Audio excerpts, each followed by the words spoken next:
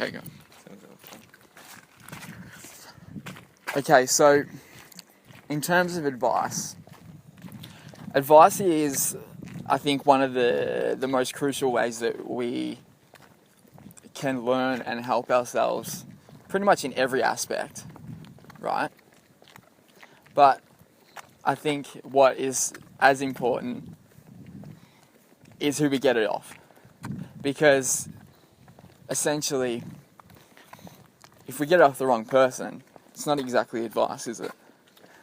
No, I'd agree with that. So what criteria should someone have before you'd accept their advice on something?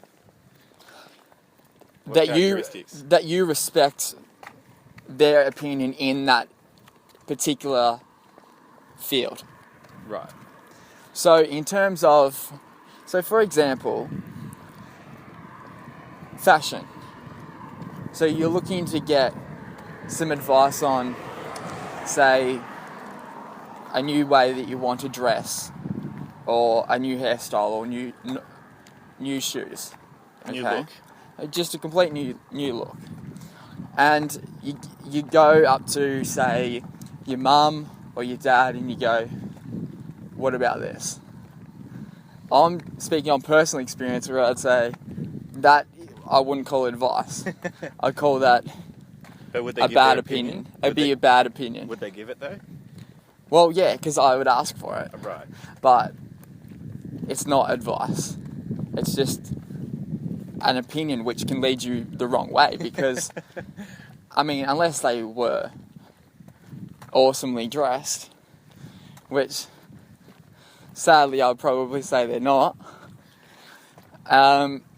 then it's just, they're going, okay, they're relating it back to what they like and what they think looks good, and what you think is completely different. Okay, so I've actually got a good example of this. I think it was not last weekend, the weekend before. I was in a club, and this guy was trying to give me advice on how to pick up girls. The thing is, I didn't quite buy it because he was just hanging out with his guy friends. There wasn't many girls around. I saw no evidence all night of him getting in with any girls. So I don't know, I think if you're going to take someone's advice, you're going to get their results. And this guy wasn't getting many results. Yeah, exactly. Which is strange to think that people tend to think that they're qualified to talk about just about anything at times. And it's a really, I don't know if it's an ego-related thing but if you don't know about something, that's okay. You don't have to know everything. Yeah. So why do people feel that they have to pass on their beliefs or their advice if they don't know anything about it? You can say that, oh look, I don't really know, which is fine. Exactly, and here's the thing. What can happen is people get stuck in who they're surrounded by, so they ask their opinions on things, but it turns into advice because you're relating that back to how you do that particular thing. Uh-huh.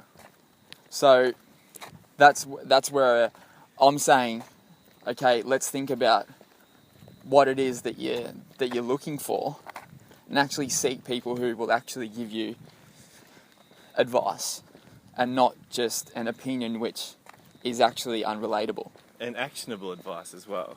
Yeah, Something exactly. that you can implement, not just be happier.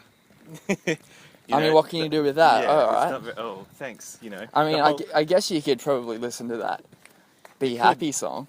You could, but surely you can work that out on your own. And there's no action there. There's no defined action to help yourself. So it's kind of like the whole be confident thing.